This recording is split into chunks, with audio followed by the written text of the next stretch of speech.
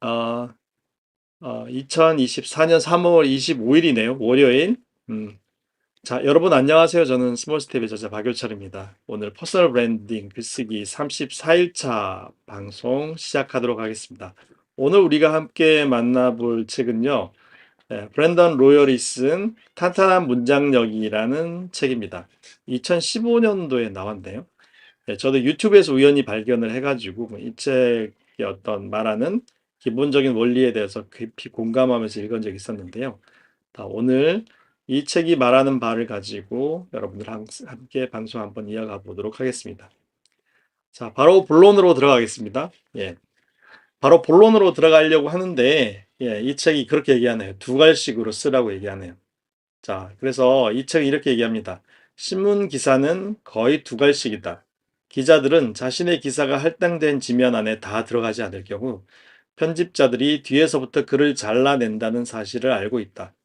따라서 그들은 결론을 아껴두지 않는다. 오히려 지면의 뒷부분일수록 별로 중요하지 않은 자잘한 내용에, 아이고, 죄송합니다, 여러분. 자잘한 내용에 양보한다. 음, 사실 뭐 이거는 여러분들이 다 알고 계신 얘기긴 해요. 사실 두 갈씩으로 쓰라라고 하는 말들은 여러분들 많이 들어오셨을 텐데, 그래도 이렇게 직접 글을 보면서 한번 체감을 한번 해보도록 하겠습니다. 예, 바른심표님 어제 좁은 평수로 이사하셨다고요? 아, 예, 네. 아, 그래도 만족하셨다니까 저 다행입니다. 예. 바른심표님도 양이들 키우시는가 봐요. 네. 고생이 많으시겠습니다. 자, 이 두 갈씩으로 쓰는 것에 대해서 우리가 모르진 않는데, 그래도 사례를 한번 보면서 한번 이해를 좀 돕도록 하겠습니다. 자, 잘못된 방식은 이렇게 씁니다. 앨리스, 시내 나갈 거면 부탁 좀 할게. 혹시 지하철 타고 가? 그럼 메인 스트리트 역에서 내려서 1번 출구로 나간 다음 말이야. 크로스 스트리트와 바인 스트리트가 만나는 교차로까지 걸어가. 그곳에 샌디 문구점이 있는데, 펜텔 0.5mm 샤프심 한 통만 사다 줘. 네. 지금 제가 밑줄 친 이 문장이 진짜 말하고 싶은 바죠. 근데 이 말하고 싶은 말을 위해서 굉장히 많은 설명이 필요합니다. 예. 근데 이렇게 바꿔보는 거예요. 앨리스, 시내에 나갈 거면 부탁 좀 할게. 펜텔 0.5mm 샤프심 한 통이 필요하거든. 샌디 문구점에서 사는 게 가장 좋아. 지하철을 타고 블라블라 이런 식으로 정말 말하고자 하는 말을 먼저 쓰는 것이 읽는 사람에게도 좋고 쓰는 사람에게도 좋은데 이상하게 우리는 약간 서론이 좀 길죠. 방송을 위해서 일부러 서론을 하는 거는 조금 다른 문제겠지만 어쨌든 그래서 이 브랜던 로열은 이런 식으로 두 갈씩으로 먼저 말하고 싶은 걸 먼저 이야기하라고 합니다. 좀 일반적인 내용이기 때문에 이건 그대로 넘어가도록 하겠습니다. 두 번째로 뒷받침하라라는 말을 하더라고요. 이 책은 이렇게 얘기합니다. 좋은 글과 평범한 글을 결정짓는 가장 큰 차이점은 무엇일까? 그것은 바로 구체적이고 확실한 사례를 제시할 수 있느냐 없느냐에 있다. 자, 예문을 가지고 한번 볼게요. 첫 번째, 회사 수익이 줄어들었다. 음, 표현한 대로 너무 포괄적인 문장입니다. 근데 조금 더 구체적으로 써보는 거죠. 비용이 높아진 탓에 회사 수익이 줄어들었다. 조금 나아졌지만 여전히 애매한 문장입니다. 근데 이 문장을 전체 비용이 20% 높아지면서 회사 수익이 10% 줄어들었다라고 하면 매우 구체적인 문장이 되죠. 근데 여기서 한 발 더 나아갑니다. 자, 이렇게 쓰는 거죠. 전체 비용이 20% 높아지면서 회사 수익이 10% 줄어들었다. 특히 크게 늘어난 인건비가 비용을 높인 주요한 원인이었다. 인건비가 늘어난 것은 임원들에 대한 보상액이 늘어났기 때문이다. 곧장 직원들의 경우 초과 근무 시간이 줄어들면서 임금은 5% 줄어들었다. 저희가 지난주에도 말씀을 드렸었지만 무라카미 하루키의 글이 가장 특별한 가장 큰 이유는 사실은 글의 구체성 때문인 거죠. 예. 어, 긴 글을 쓴다고 해서 그 내용을 명확히 전달할 수 있는 것 같지는 않아요. 근데 짧더라도 진짜 구체적으로 쓰면 그리고 그런 구체적인 문장은 지금 보여드린 문장처럼 이렇게 길게 써도 오히려 글의 생생함을 더한다고 저는 생각이 들거든요.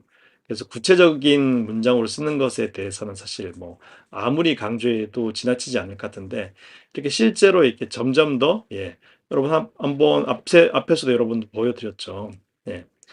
회사 수익이 줄었다. 이런 표현은 아무나 쓸 수 있는데 사실 지금 보여드리는 것처럼 전체 비용이 20% 높아지면서 회사 수익이 10% 줄어들고 또 초과 근무 시간이 줄어들면서 공장 직원들은 5% 줄어들었다. 이런 식으로 구체적으로 쓰는 것은 사실 잘 아는 사람이 아니면 좀 어렵습니다.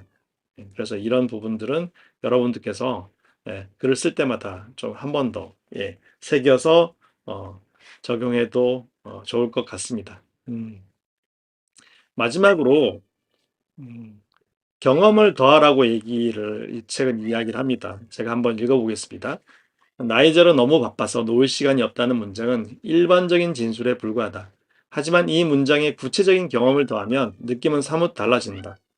나이젤은 저녁마다 지역조합에서 일을 하지만 집에 돌아온 후에도 다음날 수업을 위해 곧바로 숙제를 시작한다.